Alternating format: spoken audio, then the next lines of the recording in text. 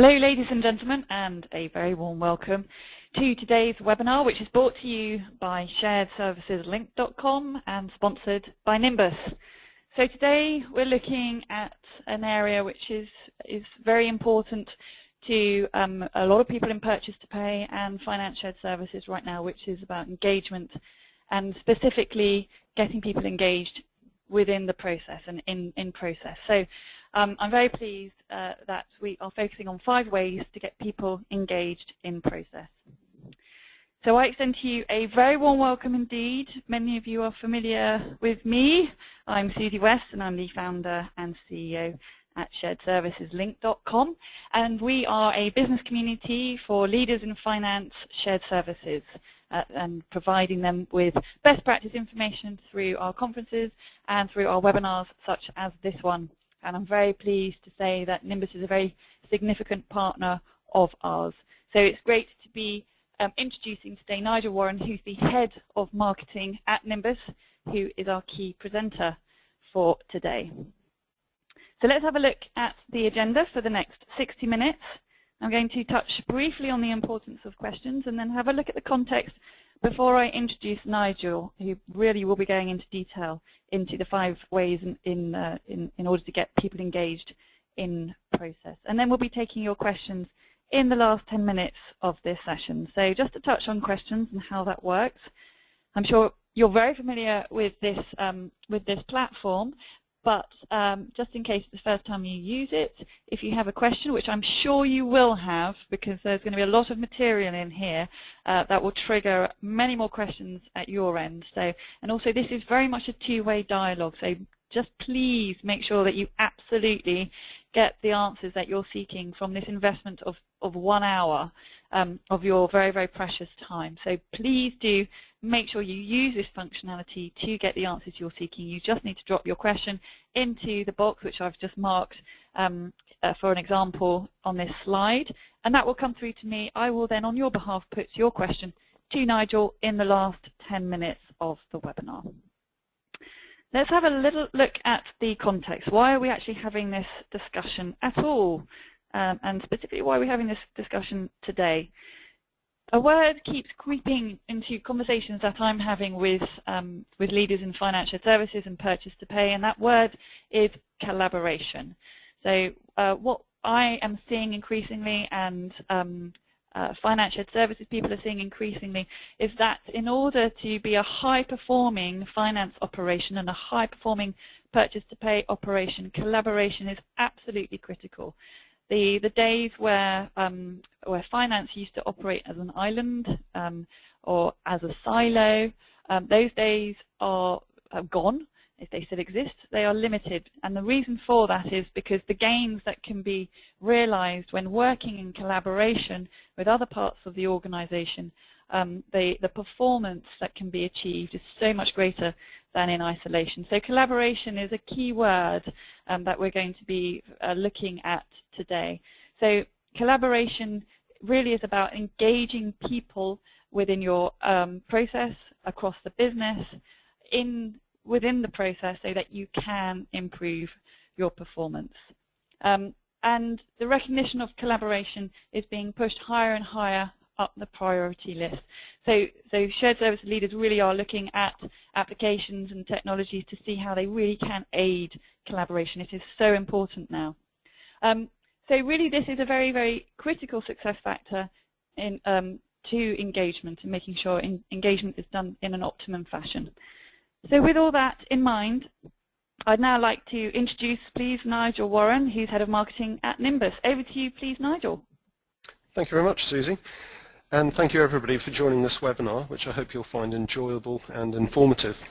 To manage your expectations, I don't intend to just propose 5 ways for engaging people in process. I intend to bring that to life with a demonstration of what our customers are actually doing with TIPCO Nimbus Control, and also use a very detailed case study from BAE Systems regarding the finance transformation program.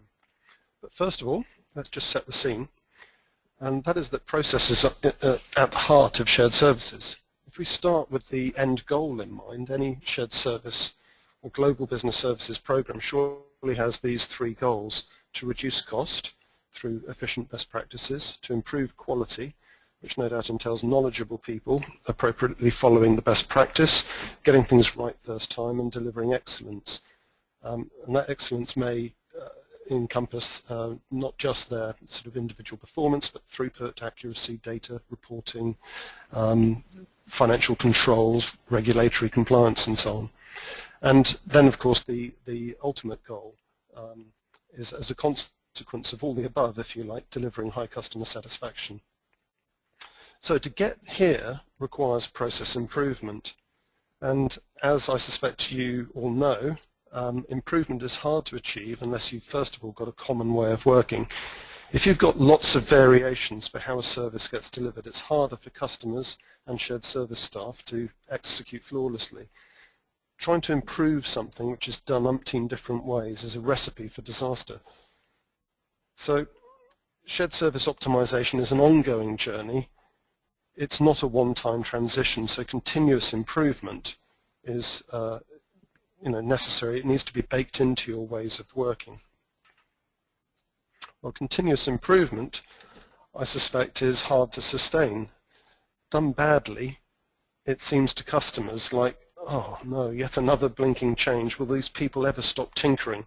Why can't we just have some stability?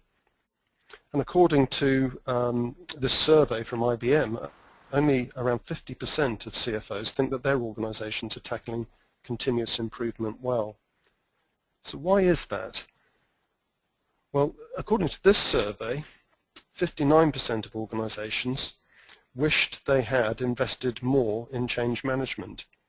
And I find that language a little frightening. The past tense, had invested, may imply that these people were somewhat overlooking the critical importance of continuing to invest in change management to facilitate continuous improvement long term. So the process challenge is, I think, quite significant. This capability of agile change and continuous improvement is important. Yet these figures from a Deloitte survey suggest that comparatively few shared service initiatives, at least in this survey, were delivering what is described as significant positive impact. That's the green segments. Now, clearly the survey includes a big mixture of mature, less mature, and virtually brand new shared service organizations. So no doubt all of them are in some way on a journey, hopefully towards the, going from red to amber to green and so on. But if the change management and continuous improvement capability is lacking, this maturing to get to this significant positive impact is going to take longer than it should. So it'd be interesting, before we sort of move on, to learn whereabouts you think you are in your maturity journey. I'm going to hand over to Susie for our first poll. Nigel, thank you very much indeed. So a question for you, please. How mature is your shared services organisation? We are decentralised. We're still decentralised. We are currently setting up or going live with our shared services. We are stabilising our shared services post-go live. We are post-release stabilisation and more in the kind of continuous improvement stage, or perhaps an other, which we haven't captured in the above. We do look to have about 70% of you responding. We're currently on about 41%, so if you haven't yet responded, please do so. It makes the information that we get from these poll questions much more meaningful and very useful for you as far as benchmarking is concerned. So finally, how mature is your shared services organisation? We are still decentralised. We are setting up or going live with your shared services. We are stabilising our shared services. We are in continuous improvement or other. 67% of you voted. If you haven't voted yet, please do so. Closing the poll in 3, 2, 1. Let's have a look at the results there and see where everyone is in their adoption. So quite interesting results there. 39% of you very much in the continuous improvement phase. Interesting results. Back to you, please, Nigel. It is interesting, isn't it? I think that to see the sort of majority segment of the audience in this continuous improvement stage and yet still interested to learn what it is we've got to say about engaging people in process. So I think, in summary, wherever you are in the journey, there's something in this webinar for you. But certainly interesting to see that quite a lot of you are a long way along in your journey. Well, I think we've established that process is important, and here we're looking at a definition of business process management, the management discipline, if you like, of looking after your business processes. But I think we can summarize this down to essentially that the art of business process management requires that your organization treats these processes as assets. I would say that processes may be your organization's, and particularly I think your shared service organization's, most important intellectual capital. So the question is, how are you looking after them? How are you looking after these really valuable assets, these business processes?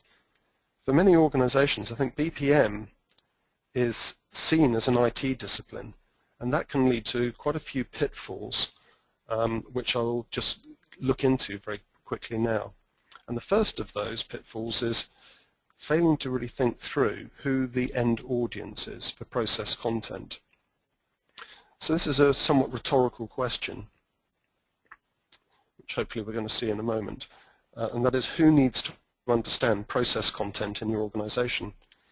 As I say, it's somewhat rhetorical. The answer is fairly obviously all of the above. And it's not just the IT crowd, it's not enterprise architects and IT analysts and so on alone. Actually, it's necessary that everyone in the business understands the processes. The problem we see at many organizations is that because the IT department has invested in technical process modeling tools that are very suited to the needs of IT, these sorts of tools get, if you like, foisted on the business audience. As one of my clients put it, we've got lots of process content. The trouble is our users are allergic to it. Well, if we could just see a couple of the further sort of examples of this on the screen. Here you can see a well-known ERP company's recommended process notation. They're recommending, in the top part of the image, 4 different notation styles that should be rigorously used across 5 different process levels.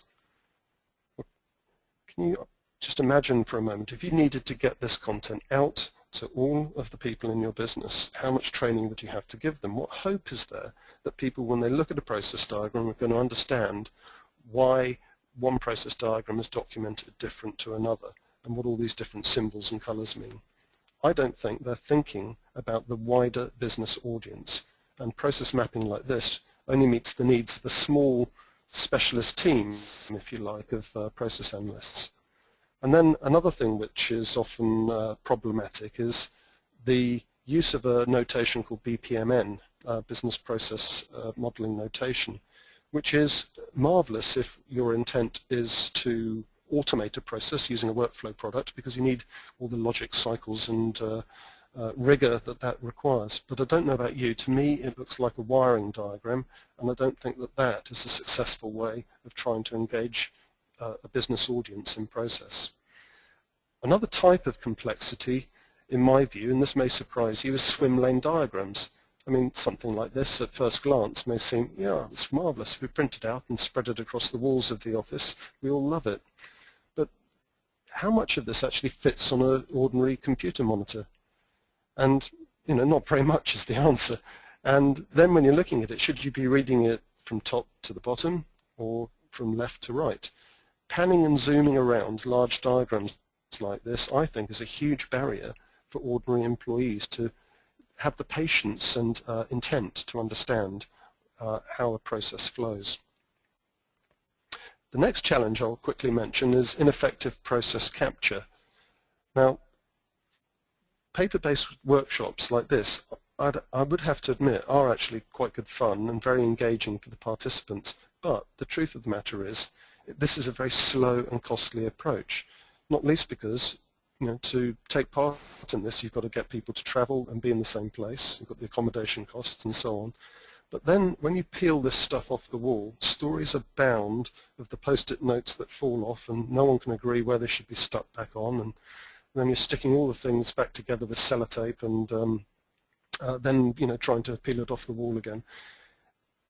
Well, you still then have to transpose this content into some kind of online format, and that constitutes a further delay, opportunity for more mistakes, and by the time people actually see any of this content on their computer screen, they've probably forgotten what it was they agreed to, and they're quite unlikely to recognize the results.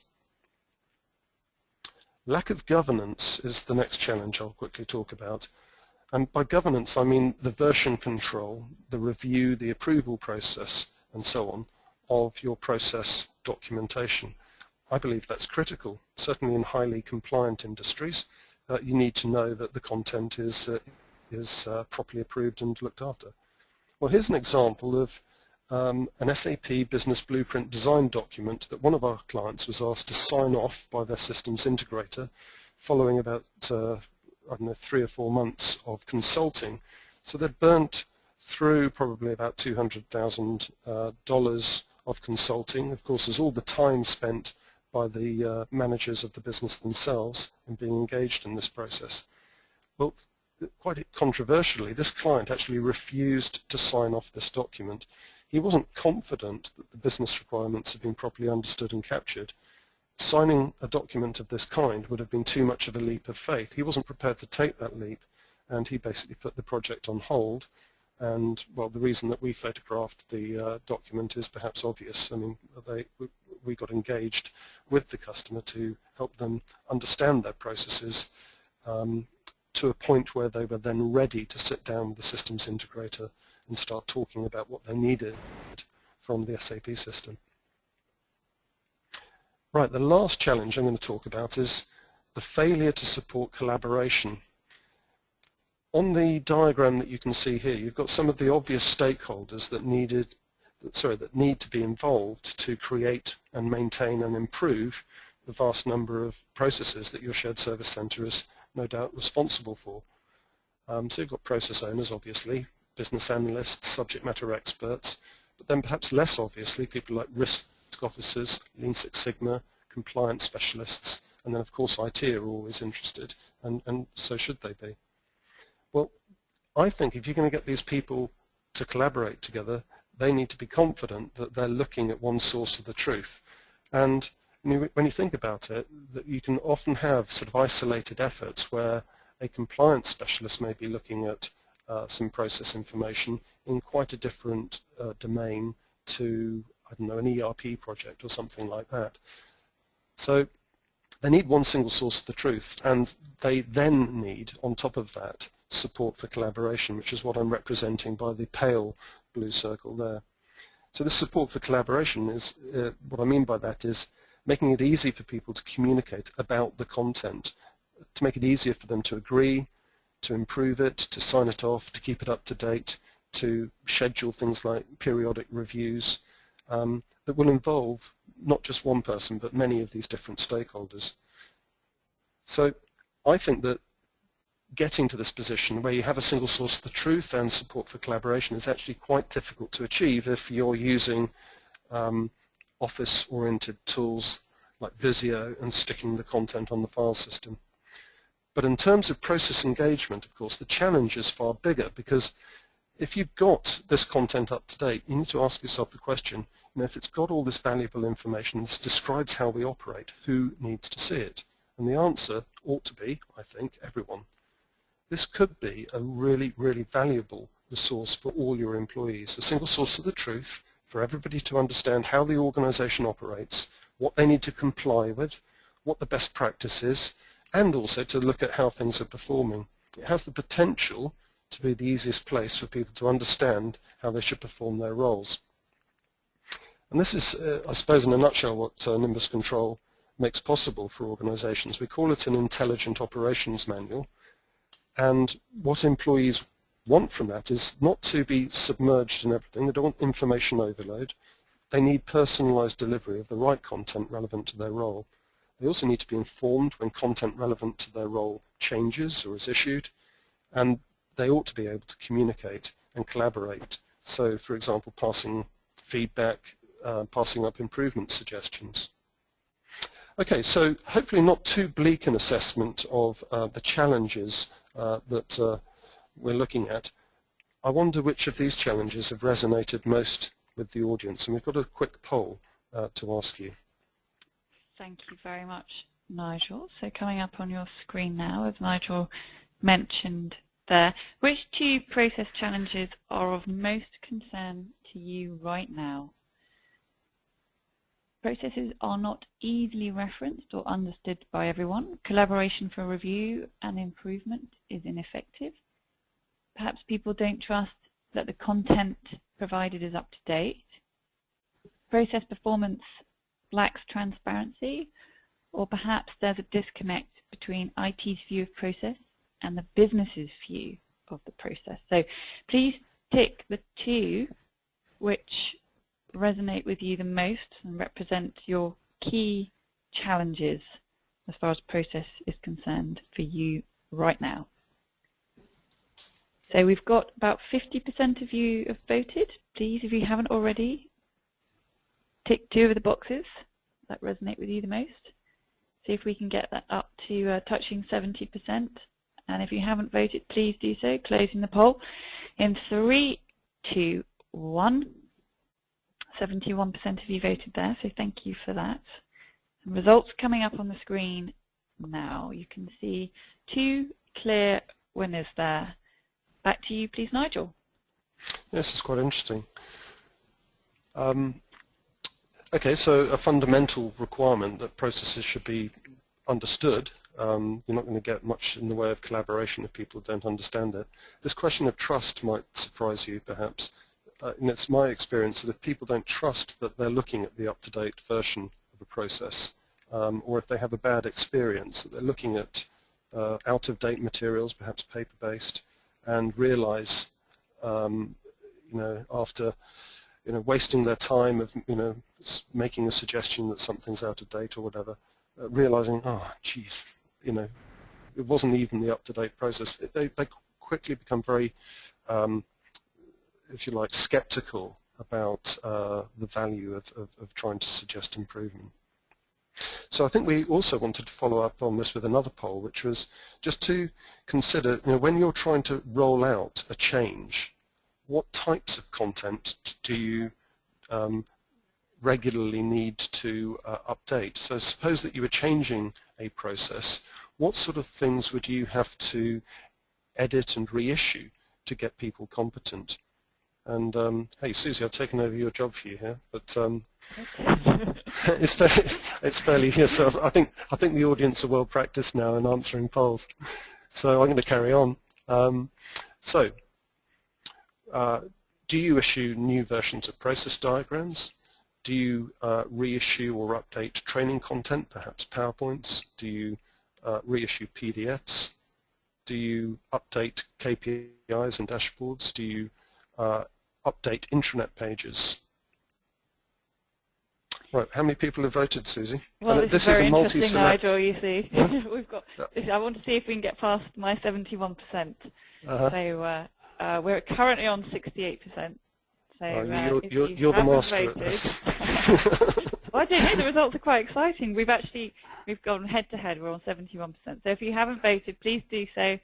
Closing the poll in 3, 2, 1. Let's have a look at the results. And thank you, 75% of you casted your vote. So I'll pass back to Nigel, who'll give some comment on the responses coming up on your screen now.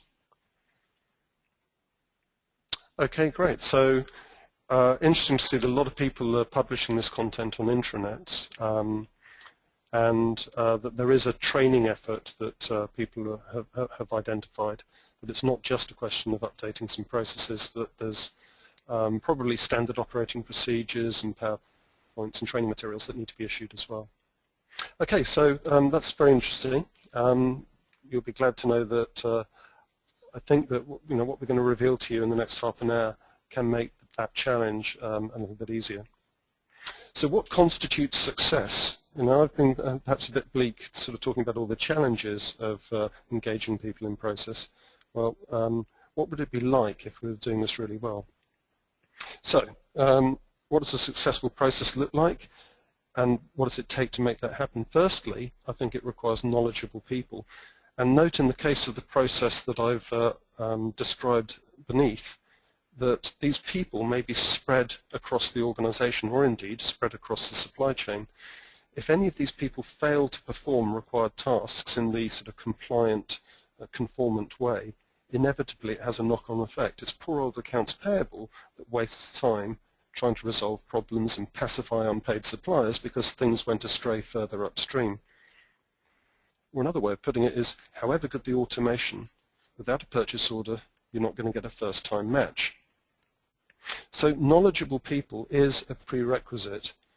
If you've got knowledgeable people, then there's a chance that the rest of your sort of process efforts are going to swing into action and have some benefit. So automation can pull its weight, and you're going to get these sort of things like better accuracy, good data, good management information, compliance, and ultimately happy people.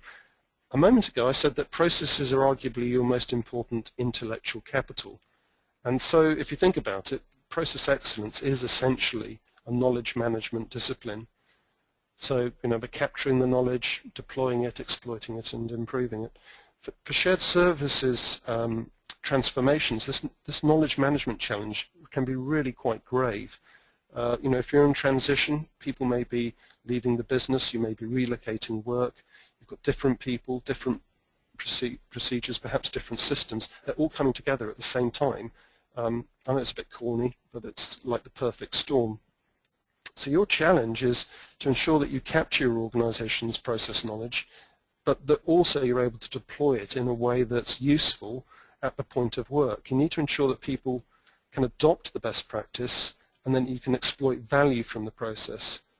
And you need to do that in such a way that it's a collaborative effort that needs to engage people.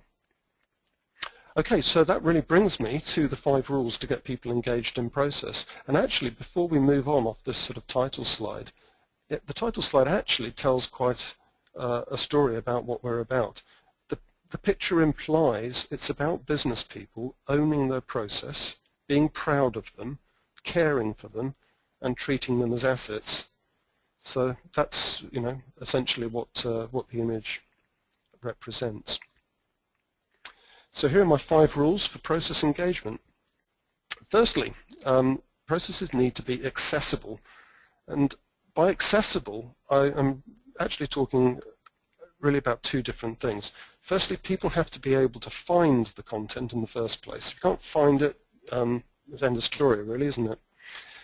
Then they need to see content that is relevant to their role, and they need to be able to understand it with a minimum of training. It's got to be easy for them to follow the process step by step. I think that's a prerequisite for engagement. If people cannot find it and understand it, you're not going to engage them in it. Second thing is that processes need to be owned, because someone needs to be responsible for the design of the process, the approval, the measurement, and the improvement. And the right people to own the process are, of course, the people responsible for it. This is why it's a business discipline, not an IT one. So you can actually break this down hierarchically, in my view. For example, the P2P process manager may be responsible for the overall process, but you can decompose it down into its constituent parts, and then others will be responsible for their part of it. And I think devolving the ownership and making people responsible and accountable for the process to quite a granular level is a definite recipe for engagement. And if you can make that ownership and responsibility quite transparent to people, that really helps them pay attention and care. It also, I think, gives or can result in this feeling of trust. That if people know who it is that owns this process asset, and they can see, well, it's very easy to communicate with them, then the chances are they're going to be called to account and we make sure that it's kept up to date. Rule number 3 is to make the content rich, and by that I mean it's not just easy to read and understand, but it needs to contain links to relevant information and links indeed to systems. It could be links to the right SAP screen or the right Oracle screen or whatever, so that you can very easily execute the tasks that you need to do. So you can not just understand the process, but you can actually follow it and use it as a way of getting work done. I used the term intellectual capital and knowledge management earlier, and I hope during the demonstration I'm going to show you how process can serve as a contextual way of delivering the right information to the right people, together with the right tools and guidance so that people can get work done more easily. Rule number 4 is processes need to be measured. Now, in business as normal, it's useful to see real-time performance data displayed in the context of the process. And that can really help with engagement because it becomes the easiest way to understand the process and also to understand how it's performing. You can put that all in one place. And that makes it, in a way, this resource that you're building stickier. It brings people back to it because it's the place you come to understand how things are performing. And the last thing, the last rule, rule number 5, is that processes must be improved. And by that I mean making it easy for the whole workforce to discuss improvement suggestions, to submit ideas, gain feedback for the suggestions. I think that's a surefire way to get process engagement. Equally, you need to make it easy for people to know that a process has been changed, it's been updated, perhaps because of their suggestion. So you need to be able to push alerts to people so that they know that something that is relevant to their job or their role has been updated, and they need to read it and understand it, and perhaps probably they need to acknowledge that they have seen it and understood it. Well, there you are. It's easy. My challenge, though, in the next 20 minutes is to try and bring as much of this to life as possible in a quick demonstration, for the purposes of which Susie is very kindly making me the presenter, and hopefully you can now see on the screen a web front end to Nimbus Control. And this is a hosted demonstration environment. Actually, you can request a login to this. It's all web-based, and it's a place where we basically sketch out what it is we can do for people. So I'm looking at something called My Workspace. I'm logged in as me, it knows who I am, and it gives me a selection of processes and various other types of content that are relevant to my role. So it's a list of favorites, if you like. And in some cases, these favorites are things that I have selected myself, and in very many cases, these are favorites that have been pushed to me by the administrator because they know what role I'm in and therefore what processes should be on my home page. So let's very quickly see what process looks like. And I thought procure to pay would probably be of interest because I know that's one of the first things normally to get addressed in shared services. So the first thing you might be thinking is, gosh, it looks more like an intranet than a sort of process repository. And if that's your reaction, good. The thing is that, you know, if we're going to engage people in process, we don't necessarily always want to use lines and boxes. We may want to make it more engaging and more user-friendly.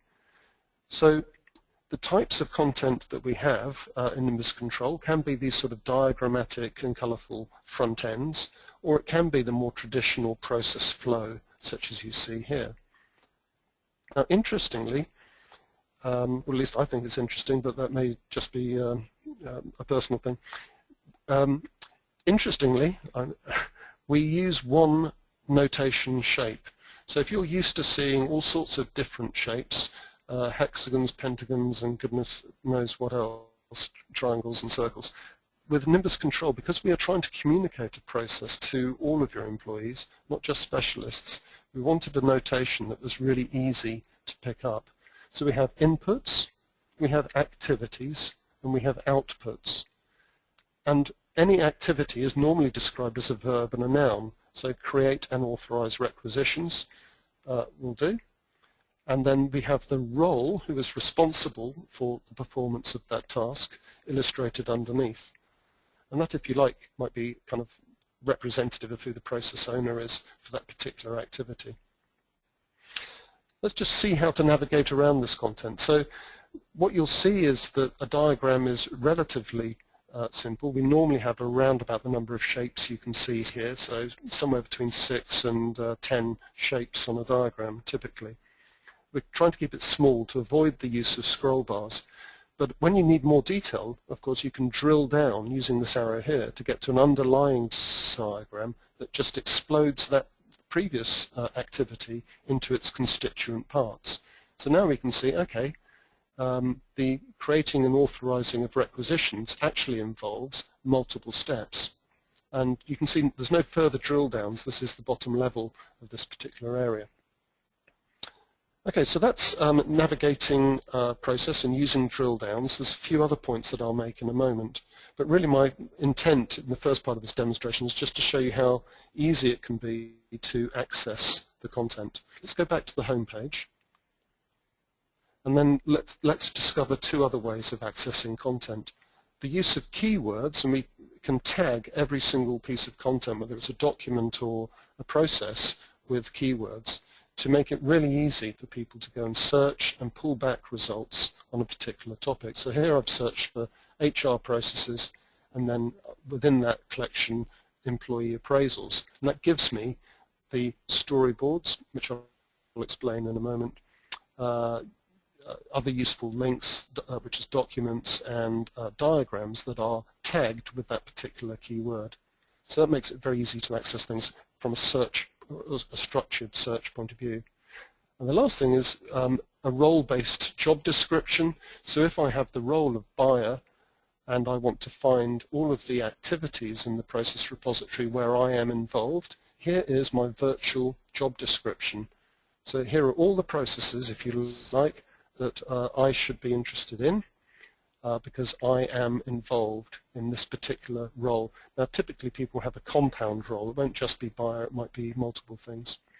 And then we can just drill down into the diagram or go back.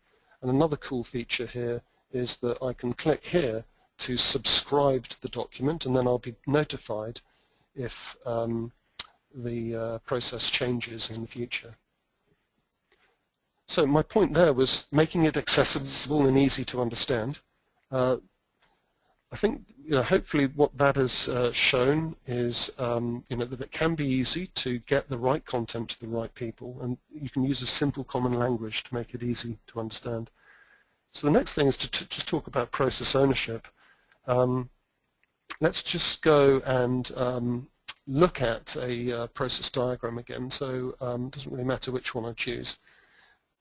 But on the diagram you'll see some properties. Every diagram has this. So it has an owner. That's normally a named individual, but because this is in the public domain we've taken names off. So named individual, any sort of copyright or whatever message, what version number it is, and its status. So we can see who's responsible for this, normally a named individual, what version it is, and that this is approved mastered version of the content. There are, normally speaking, draft and master versions. But ordinary employees only see the mastered version. So what we have here is some confidence that this content is the approved version that I'm looking at. Now, to start the collaboration going, isn't it nice that you can actually send a message to the owner of this diagram? And I can see that my colleague Walter is the owner, and I can send him a message saying, well, for this set of content, this diagram number, I've got a piece of feedback for you. But that's an unstructured way of collaborating. There are other ways that I'll come to in a moment. Okay, so rule number 3 was making this content rich, and I'll just nip back to the home page and pick up a different document, a different process, just to show you some of the types of attachments that you can have on a process. So the paperclip gives you a list of things you can access. So it could be, for example, a link to work instructions or a document template, or it could be a link to the right SAP transaction or Oracle screen or a workflow form. So other types of attachments we can have are these metrics, which brings me to the next rule, if you like, and that is that process should be measured. So here we can see how this particular activity is performing, and the performance metric can be pulled from your enterprise business intelligence suite, so that we can pull live data from things like SAP or Oracle, so that we populate this process repository with real-time performance metrics. Another way that we deal with measures is as shown here. So I have favorite measures, and by clicking on my favorite, it takes me to the diagram that carries that metric, and then I can in fact jump from that performance metric to look at historical data in a related business system. So this is now connecting up to something called Spotfire, which is another product from Tibco. And you can see how live performance metrics in Nimbus Control can be linked to scorecards and business intelligence platforms. So that's the measurement of process. And the last thing to quickly talk to you about is the improvement of process. So let's just go back to the home page, pick up this recruitment process, and propose a couple of changes to this. So we're talking about employee induction. I might want to get into a discussion with colleagues and say, I've got this idea, this process isn't accurate or up to date, or is this really the right way of working? So I can put messages in. When I put that message in, anyone that comes to this diagram will be able to access it and engage in the discussion. Equally, there may be a need for change requests, and we can add a change request which actually kicks off a workflow that goes to the process owner to evaluate. And this would be my suggestion. I have a suggestion to improve this process. Here it is, and it then gets workflowed to the right person. So all of those capabilities are built in, and the messaging required to keep this up to date comes through here. So we've got authorization requests. If I'm a process owner, I may need to authorize a change. I may be involved in a review, which can be scheduled every 6 months or every year or whatever. I may need to acknowledge that I've seen a new version of a process. So let's actually do that. So I've got some acknowledgement requests here, and I can just go and have a look at the diagram, and then you'll see the exclamation mark here, which means that if I click it, that will get taken off my list of things to do. And we can escalate those, so if it becomes overdue, we can workflow a message to the line manager of any employee, and also line managers can run reports to see, okay, who of my direct reports is behind on acknowledging the changes that they've been asked to. Okay, so those are kind of some of the capabilities. The one thing that I haven't shown you is storyboards.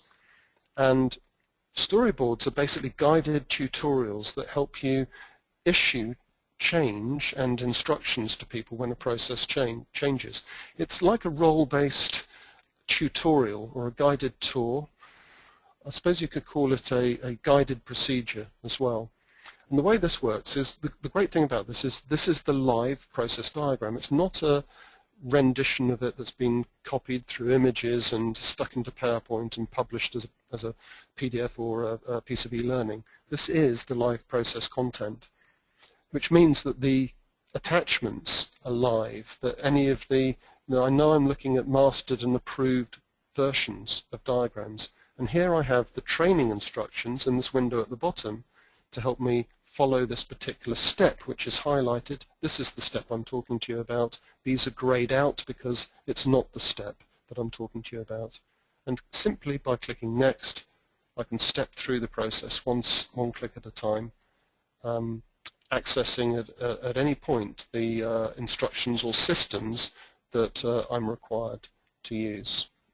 So that's a storyboard, and these take typically a couple of minutes to create.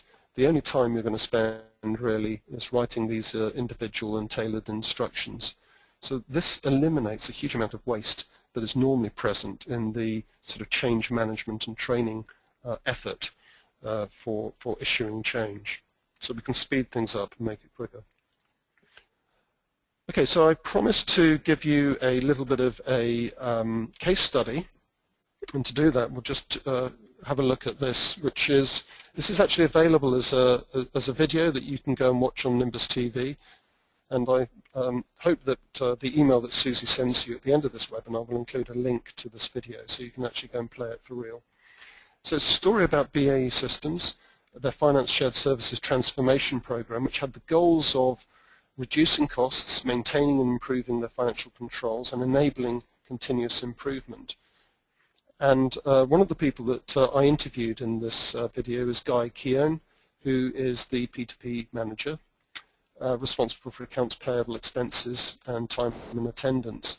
And he explained to me why it was that reducing costs was so necessary. The defence cuts from government are really a big driver for needing to reduce costs in this particular industry. And I'm sure the same is true in the United States and elsewhere. So what they decided to do was to consolidate from 5 different processing centres down to 2. So what they had was actually different ERP systems, as well as, of course, different people and slightly different processes working across those different places. And they found that they were documenting their processes in different ways, and typically paper-based, as you can see here, all sorts of different formats. And they needed a consistent way of documenting their processes so that they could agree on the right way, the gold standard way of doing this processing in the future. They needed a standard process and a single source of the truth. And that's what they've done with Nimbus Control. They've branded their instance of Nimbus Control How To, because it's the place that people go to understand how to do stuff. And you'll see here how they use storyboards to provide tutorials to take people through end-to-end process flows. Now, we were very much involved in facilitating the process capture. We provided consulting support, but actually they did it very much themselves. We engaged subject matter experts, such as the ladies you can see in the picture here, in process workshops where we captured the way things ought to work directly into the product. And once we've got it online, it becomes really easy to start improving, taking improvement suggestions. So just click on that link and you can capture a change request. I mentioned that their business controls were a very important part of the project. They documented 220 control points across 280 process diagrams, and that symbol with the tick is actually a link to one of their finance policies and a particular clause in that policy, and they are able to use Nimbus Control to drive the whole audit and remediation process because it's a database and you can record against any of these links things like monthly sign-offs or scheduled reminders to do control attestations and so on. Information in context, well, I think I've demonstrated that. Being able to access the right links in context of the process to pull up the right work instructions or to launch the right SAP screen really makes this a good place to go to understand how to do work in an easy fashion. But if you've got this resource, as I said before, process engagement involves not just keeping it within the shared service center, but using this as a means of educating your customer so that they're able to take advantage of your services most efficiently. So they use storyboards to roll out things like the expense claim procedure to 15,000 employees. And you can see with 10,000 page hits per month, this content genuinely is being used by employees. They're finding it a useful resource to understand how it is that they are supposed to operate. So in summary, they documented 280 processes with 300 new work instructions spanning 6 different ERP systems. They did it in just a few months. I think from the day we started to the day they went live was about 5 months. The process capture part of that was probably the first 3. And they think the speed at which this has been done is quite phenomenal, and the results are something they should be really proud of. Well, there's my quick summary of this case study. I hope that you'll take an opportunity to go and look at this case study or many others that are documented on Nimbus TV, which is a great resource, because the way I like to make these videos is to actually take you to the customer site and show you what's going on rather than just have a talking head. So I think you will find this kind of content very realistic in terms of what customers are doing. So I have 2 minutes before I need to hand over to Susie to start a question and answer session. So I thought just for a moment I would reveal two things. Firstly, a lot of what I've shown you is very simple and diagrammatic, but I want to just stress this is a database application. It's very visual, but you can have costing. So if we switch, for example, costing on here on this particular process diagram, we can see that this particular activity lasts half a day and costs us $583 because these resources are costed. So if I look at the business process owner, he costs me $100,000 per year. The junior consultant is probably an external consultant or whatever. It has a charge rate of $750 per day. So we can actually roll up these costs and do kind of roll up activity-based costing. So if we do this, for example, 100 times, then this is going to cost us per year $172,000, and it's going to occupy 1.88 full-time equivalents. And this is the ERP process communication process. It's a traditional process. This is very wasteful because we're recording things on flip charts, sticking it in Visio, sticking it in Word, sticking it in PowerPoint, and hoping that people understand it after being trained. By comparison, what I'm talking about with Nimbus Control is doing it more efficiently because we're capturing this information directly into the process tool and using then workflow and collaboration across the web to improve it. So we can do things quicker. This workshop may still take half a day, but then as a result of that, we've got the content already online, ready for collaboration and approval, and we can then use the online intelligent operations manual through training to give people a resource that when they go back to their desks, they are going to be able to use to remain efficient and productive. And as you can see, the total cost, I've eliminated about $100,000 of waste that was present in the paper-based to Visio and PowerPoint scenario. So yes, you can do full activity-based costing. Right, well I think we've got about 8 to 9 minutes for a discussion. So I think I also have a couple of recap slides.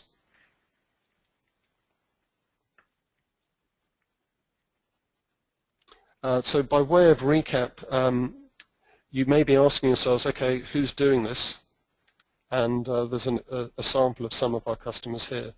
And very often I find that the people that find Nimbus Control the right answer are organizations that have been doing process improvement and working with process tools for some time and have learnt over the years what it is that they need over and beyond the tools that IT may have given them in the past. But also quite a lot of highly regulated industries, so people like banks, pharmaceutical, aerospace, because they really need to be sure that people are looking at the up-to-date and approved process and that people are following it. In way of summary, what I hope I've demonstrated is that we can make process easy to access, both in terms of finding it and understanding it. That we have a means of making this content owned by the business, not sort of offline and out of reality sort of IT construct. And we can make this trusted and up-to-date. We can make it rich with useful attachments that help you get work done. We can integrate it with performance metrics, and there's the means by which people can very easily provide their improvement suggestions. And so we get sort of a 360-degree feedback of improvement suggestions coming in from the business and then people being notified when changes are implemented. So there we are. I think my contact details will be on the slides that get sent out to you. So if you have questions that we don't cover in the next 5 minutes, I will certainly get those from Susie, and you're very welcome to correspond with me directly as well. So Susie, should we do a few question and answers? Yes, thank you very much, Nigel. So we've got 5 minutes for questions, ladies and gentlemen, so we'll see how many we can get through. A question from a gentleman regarding in the US. He's assuming that in the US that he'll be able to utilize the business control features within Nimbus Control to reflect where he may have SOX controls for finance and accounting practices. Are there already templates for these controls in Nimbus today? Yeah, very many of our clients have used Nimbus Control to capture things like SOX controls and COSO control frameworks. And the great thing about this is that there's no limit to the number of different control regimes that you model in Nimbus Control. It's not something that I demonstrated, but conceptually, think of a kind of relational database where you have a structure of your controls or your SOX obligations broken down hierarchically in a database that sits alongside Nimbus Control. That database is contained in Nimbus Control, and then what you can do is sort of drag and drop. You can drag particular controls onto particular activities, and then you can schedule things like audit, things like a scheduled review against each of those control links. This is superb for walking an auditor through how your organization operates. You can actually jump from the list of controls or the list of compliance obligations into the process and demonstrate how the business actually satisfies that particular obligation, and demonstrate that it has been audited and that the current version is issued and understood. Okay, Nigel. Also another question actually regarding pertaining specifically to a geography. Your kind of referenceability and usability within the German market, what does that look like? It's something that is on the growth, particularly since the acquisition of Nimbus by Tibco last year. So to be frank with you, Nimbus was around about 110 employees before being acquired by Tibco, but we're now part of a much bigger software organization, I think somewhere in the region of 3,000 employees worldwide, with offices in 40 plus countries. So we have an ability to execute across geographies. The most prominent German customer that I can think of is ThyssenKrupp, the steel manufacturer, and they are using our software both in a shared service context and also, well, go and actually look at the case study that's on Nimbus TV from ThyssenKrupp stainless steel in the United States. That's a really, really interesting story of launching a new $5 billion steel processing plant that is built on top of process. They got their processes organized at the same time as they started clearing the earth and building their new plant in Alabama, the biggest capital investment project in the United States 2 or 3 years ago. And Fascinating. Thank you very much. Control. Sorry, that's great. Yep. Thank you, Nigel. Okay, well, I think we're out of time. So there are a few more questions that have come through, but unfortunately we don't have time for them right now. I would just like to highlight to you that the Summit for Leaders in Financial Services is taking place in 3 weeks' time in Atlanta, and we are nearly sold out. However, Ian Gott, the founder of Nimbus, and I have selected 5 individuals from this webinar to attend that. Some of you have already been contacted, but some of you have not. So if you have not yet been contacted and you're one of those 5, just look out for that call. I'd also just like to highlight to you we've got a number of webinars coming up over the next 4 or 5 weeks. Please make sure that you make a note of them in your diary. They're all very relevant for you, and you're very welcome to join us on those webinars. So just conclude with thanks to you, and also thanks to Nigel for sharing his insight. We look forward to welcoming you next time. Goodbye. Thank you very much.